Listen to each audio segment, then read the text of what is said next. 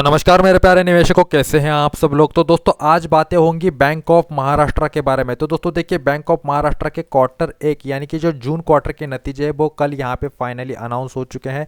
15 जुलाई के दिन दोस्तों ये रिजल्ट्स अनाउंस हो चुके हैं। तो इस क्वार्टर में कंपनी का परफॉर्मेंस कैसा रहा है इसके ऊपर हम यहाँ पे डिस्कशन करेंगे। तो दोस्तों देखिए, बैंक ऑफ महाराष्ट्र जो है वो एक दोस्तों गवर्नमेंट बैंक है, ये तो आपको पता ही है, ठीक है, आपको अलग से बताने की जरूरत नहीं है। तो इस क्वार्टर में कुछ इंपॉर्टेंट अनाउंसमेंट्स तो कंपनी की तरफ से नहीं किए गए हैं। किसी तरह का कोई डिविडेंड, किसी तरह का कोई बोनस, स्प्लिट, राइट इश्यू, ऐसी कोई भी चीज़ें यहाँ पे अनाउंस नहीं की गई है। तो चलिए अभी बात कर लेते हैं दोस्तों इस क्वार्टर में कंपनी का परफॉर्मेंस जो है वो किस तरीके से रहा है। तो दोस्तों देखिए, सबसे पहले हम दोस्तों यहाँ पे बात करने वाले हैं कंपनी के रेवेन्यू के बारे में।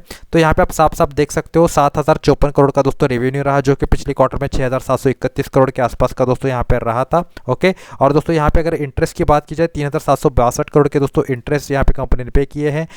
अगर एक्सपेंसेस की बात की जाए 2414 करोड़ के दोस्तों एक्सपेंसेस यहाँ पे कंपनी को आए हैं। ओके, 878 करोड़ का दोस्तों यहाँ पे फाइनेंशियल प्रॉफिट यहाँ पे कंपनी का रहा है, ऐसा हमको दिख रहा है। तो दोस्तों पिछले क्वार्टर के मुकाबले अगर आप देखोगे 556 करोड़ का दोस्तों फाइनेंशियल प्रॉफिट था, जो कि अभी यहाँ पे बढ़कर 878 करोड़ के आसपास का हो चुका है। जून 2024 की बात की जाए तो यही फाइनेंशियल प्रॉफिट दोस्तों यहाँ पे 450 करोड़ के आसपास का यहाँ पे था। ओके, तो चलिए अभी बात कर लेते हैं दोस्तों ऑर्डर इनकम्स के बारे में। 825 करोड़ के ऑर्डर इनकम्स यहाँ पे कमाए हैं, और नेट प्रॉफिट की बात की जाए 1504 करोड़ का नेट प्रॉफिट है। तो अच्छा खासा प्रॉफिट यहाँ पे इन्होंने जनरेट किया है। हालांकि पिछले क्वार्टर के मुकाबले मात्र 2 करोड़ से ही ज्यादा यहाँ पे प्रॉफिट हमको दिख रहा है। और अगर बात की जाए जून 2024 के मुकाबले 1295 करोड़ से दोस्तों अभी यहाँ पे 1504 करोड़ के आसपास नेट प्रॉफिट इनका पहुंच चुका है।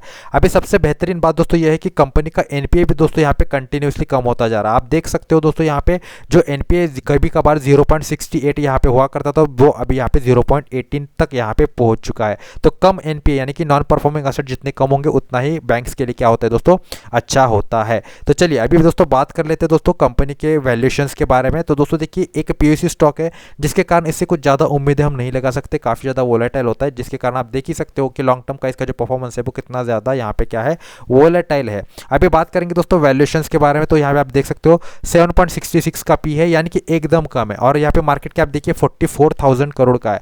तो एक लार्ज कैप कंपनी है जो कि हमको सिर्फ 7 से 8 के बीच के पी में हमको मिल रही है।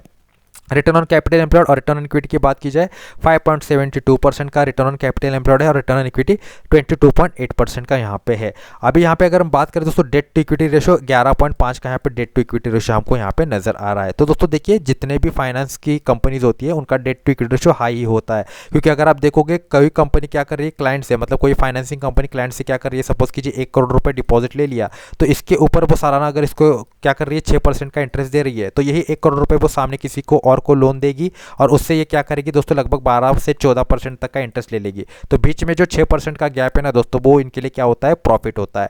तो दोस्तों देखिए, अगर यहाँ पे क्या होगा, अगर ये 1 करोड़ आगे से रिकवर नहीं हो पाया तो ये चला जाता है एनपीए में, यानी कि नॉन परफॉर्मिंग असेट में चला जाता है। ओके, तो यहाँ पे इस तरीके का ये काम होता है, जो उनके लिए डिपॉजिट का पैसा है वो उनके लिए असेट भी है और लायबिलिटी भी है, जिसके कारण यहाँ पे कई जो बैंक से होते हैं, फाइनेंशियल कंपनी होती है, उनका डेट टू इक्विटी रेशियो आपको यहाँ पे हाई ही दिखता है। तो घबराने की आपको यहाँ पे बिल्कुल भी जरूरत नहीं है। वैल्यूएशन दोस्तों एकदम अच्छे हैं, पर दोस्तों एक पीएसयू स्टॉक होने के कारण क्या होता है, ये काफ़ी ज़्यादा वोलेटाइल होते हैं। तो आपको यहाँ पे लॉन्ग टर्म में कुछ अच्छा बेनिफिट यहाँ पे मिलेगा ऐसा मुझे नहीं लगता नहीं है। हाँ, हालांकि अगर ये स्टॉक आपको नीचे के लेवल पे मिल जाए तो यहाँ पे आपका डिविडेंड यील्ड बढ़ जाएगा, वहाँ पे आप खरीदारी कर सकते हो। पर हाई के ऊपर कभी भी ऐसे पीएसयू स्टॉक्स आप खरीद मत लीजिएगा, रिटर्न्स तो आपको मिलेंगे नहीं। सिर्फ और सिर्फ दोस्तों यहाँ पे डिविडेंड के लिए स्टॉक खरीदना बेहतर होता है, और शॉर्ट टर्म के लिए खरीदना बेहतर होता है। तो लॉन्ग टर्म के पॉइंट ऑफ व्यू से यहाँ पे इन्वेस्टमेंट करने में कोई भी यहाँ पे क्या नहीं है दोस्तों, बेनिफिट नहीं है। तो आशा करता हूँ जानकारी आपको बेहतरीन लगी होगी। अगर बेहतरीन लगी है तो चैनल को सब्सक्राइब करके जरूर जाइएगा। मिलता हूँ नेक्स्ट वीडियो में, तब तक के लिए good bye, take care and good time. Thank you very much all of you.